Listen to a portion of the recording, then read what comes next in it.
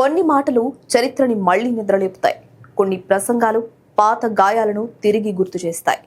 Munich security conference వేదికపై America విదేశాంగ కార్యదర్శి మార్కో రూబియో చేసిన కామెంట్స్ ప్రపంచ వ్యాప్తంగా తీవ్ర చర్చకే దారితీశాయి.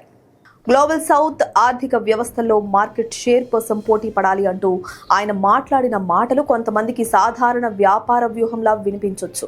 కానీ బ్రిటిష్ పాలనలో సర్వం కోల్పోయిన దేశాలకు మాత్రం రూబియో మాటలు మరోలా వినిపించాయి. ఎందుకంటే చరిత్రలో జరిగిన ఘటనలు కూడా ఇవే మాటలతో ప్రారంభమయ్యాయి. మొదట వ్యాపారం, తర్వాత ఆధిపత్యం. ఇదే నాటి బ్రిటిష్ దోపిడీదారుల సూత్రం. ఒకప్పుడు లండన్లో ఒక చిన్న ప్రైవేట్ కంపెనీ కూడా మొదట వ్యాపారం కోసమే ఇండియాకు వచ్చింది. ఆ కంపెనీ పేరు ఈస్ట్ ఇండియా కంపెనీ. 2 శతాబ్దాల్లో అది ప్రపంచంలోనే అతిపెద్ద కార్పొరేట్ శక్తిగా మారి దేశాల భవిష్యత్తునే నిర్ణయించే స్థాయికి ఎదిగింది. ఇప్పుడు కూడా అదే భయం మళ్లీ కనిపిస్తోంది. అమెరికా అధ్యక్షుడు ట్రంప్ నిర్ణయాలు అలానే ఉన్నాయి. ఇంతకీ రూబియో మాటల అర్థం ఇదేనా? ఆధిపత్య భావజాలం నీడ ఇంకా మిగిలే ఉందా?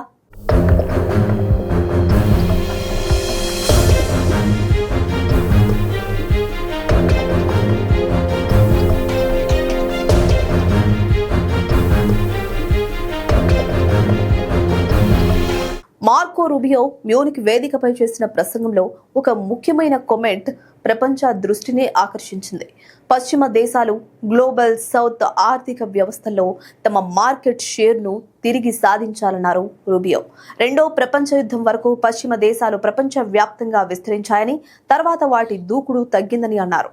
ఇప్పుడు కొత్త పశ్చిమ శతాబ్దాన్ని నిర్మించాలంటే పరిశ్రమలు, సరఫరా గొలుసులు, కీలక ఖనిజాలపై నియంత్రణ అవసరమని కామెంట్ చేశారు. నిజానికి యూరోపియన్ సామ్రాజ్యవాదం కూడా మొదట వ్యాపార పోటీగానే ప్రారంభమైంది. 1600లో బ్రిటిష్ ఈస్ట్ ఇండియా కంపెనీ స్థాపన తరువాత ప్రపంచ రూపురేఖలే మారిపోయాయి. మొదట మసాలాలు, వస్త్రాలు కొనుగోలు చేయడానికి ఇండియాకి వచ్చిన ఈ ప్రైవేట్ కంపెనీ తర్వాత 1757లో భారత్పై పట్టు సాధించేందుకు మొదటి అడుగు వేసింది. ప్లాసీ యుద్ధం తర్వాత బెంగాల్పై నియంత్రణ సాధించింది. 1765లో మొఘల్ చక్రవర్తి నుంచి దివాణీ హక్కులు దక్కించుకుంది.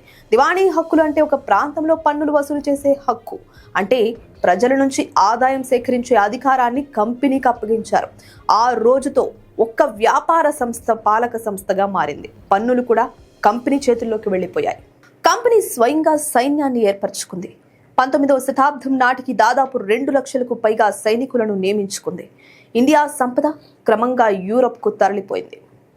చరిత్రకారుల అంచనా ప్రకారం 1765 నుంచి 1938 మధ్య భారత్ నుంచి బ్రిటన్కు వెళ్లిన సంపద నేటి విలువలతో చూస్తే దాదాపు $45 ట్రిలియన్.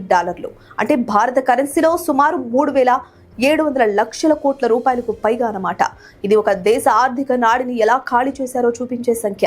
రైల్వేలు, పోర్ట్లు నిర్మించారు, కానీ అవి భారతీయ పరిశ్రమ అభివృద్ధికి కాదు, ముడి సరుకులు యూరప్కు తరలించేందుకు.